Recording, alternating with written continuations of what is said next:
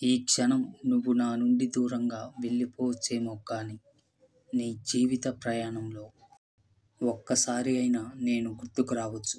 అప్పుడు నీ కంటి నుంచి వచ్చే కన్నీరుకి నువ్వే సమాధానం ఇవ్వాలి.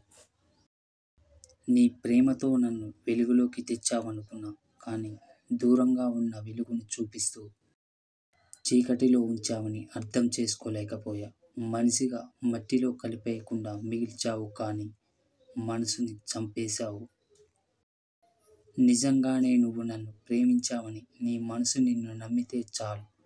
నా మనసుకు నేను ఎలాగోలా సర్ది చెప్పుకొని కాలం గడిపేస్తాను.